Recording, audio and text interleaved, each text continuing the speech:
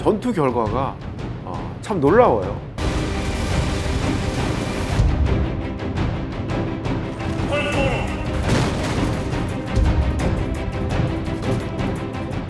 혁신적인 사고가 있죠. 그런 그 전략적인 지혜가 없으면 제가 볼 때는 정보입니다. 정보.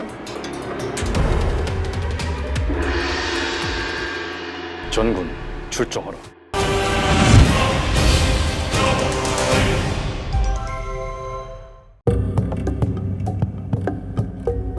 일본 군이 가지고 있는 그 함대에 대한 전력 파악을 해야 되잖아요. 주로 이제 사람을 통한 정보 획득. 그 지금으로 말하면 이제 고정 스파이 개념 또는 휴민트. 그 지역에 살고 있는 어민들을 통해 가지고 정보를 획득을 하고, 그래서 두 번째는 정탐선, 정보를 획득하는 함선을 운영을 했어요. 포로가 또 잡히잖아요, 그죠? 포로가 잡히면 야, 너희 일본 함선은 어떻게 구성이 되어 있고 지금 어느 위치에 어떻게 있는가 정보를 획득하게 되면 그거에 대한 또 보상을 해줘야지 계속 정보를 얻게 되잖아요. 그런 측면에서 리더십을 잘 발휘했던 것 같아요.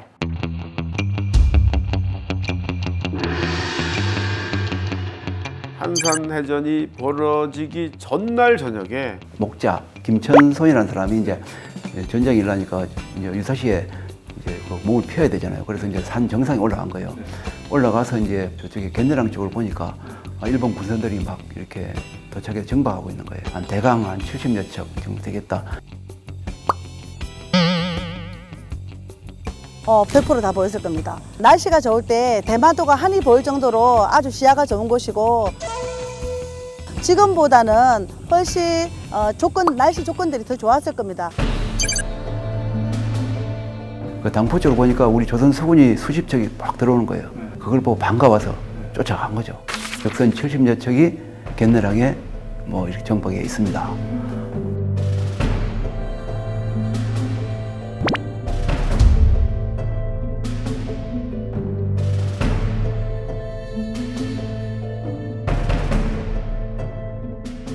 우리는 적을 알았고 적은 우리를 몰랐다.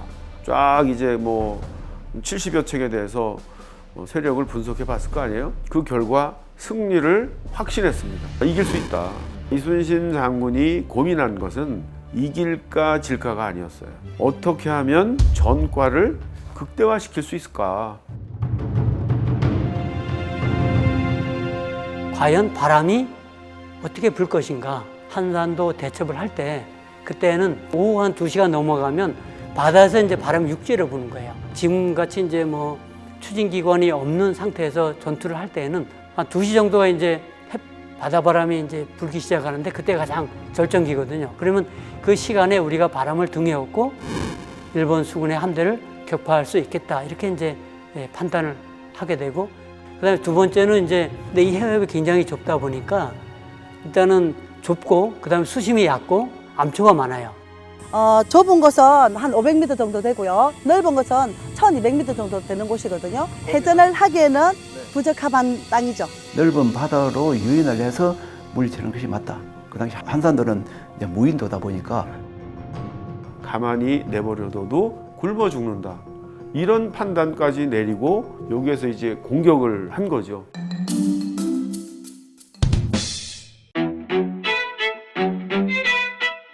그 당시에는 이제 이순신 장군이 삼도수군 통제사가 아니고 각도 수사끼리 협조 관계입니다. 전라 우수사 이혁기, 전라 좌수사 이순신, 경상 우수사 원균, 모두 요즘으로 따지면 함대 사령관이에요. 대등한 위치라고 볼 수 있는데 이제 묵시적으로 이순신이 지휘하는 것으로 서로 약속이 된 거예요. 전라 우수사 이혁기는 나이가 굉장히 어려요. 이순신보다 16살은 어려요. 경상 우수사 원균의 경우는 한산해전에 함선 세력이 7척밖에 안 되거든요. 이순신 장군이 견내락에 있는 적을 쳐야 되는데 어떤 방법이 좋을까요? 하니까 그때 원균이 뭐라 하냐면 그 앞에 우리가 그 싸워봐서 알지 않느냐, 그냥 바로 쳐들어가자. 이렇게 하니까 이순신이 이제 원균 보고 원수사는 병법을 모른다, 뭐 이렇게 좀 틈을 줍니다.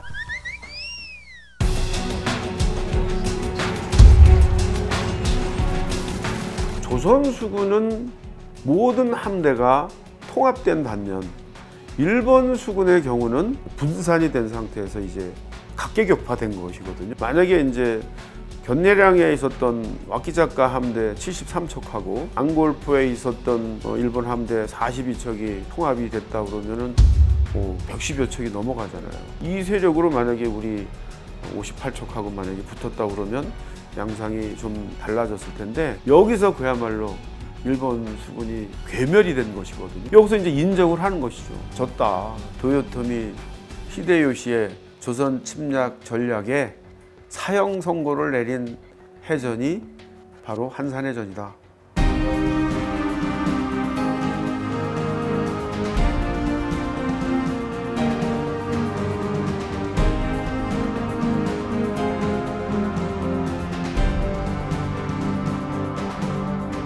이런 승리의 비결이 도대체 뭐냐? 제가 볼 때는 정보입니다. 정보. 아무래도 이순신 장군은 이제 그 병법에 아주 탁월했습니다. 그래서 이제 그 어릴 때 글공부를 많이 했기 때문에 무가로 진로를 바꾸면서 어려운 병법 서적을 많이 담독했어요. 이렇게 하니까 이순신 입장에서는 이 정보를 그 당시에 제공해 주는 것을 가장 참 귀중하게 여기지 않습니까? 그래서 이제 그 정보에 따라서 작전 계획을 수립하게 되는 거죠. 한산 대첩을 통해 조선 수군의 무서움을 알게 된 토요토미 히데요시는 앞으로는 바다에서 조선 수군과 싸우지 마라, 해전 금지령을 내렸습니다. 제여권을 빼앗긴 외의 기세는 꺾였고 임진왜란은 결국 조선의 승리로 끝났습니다.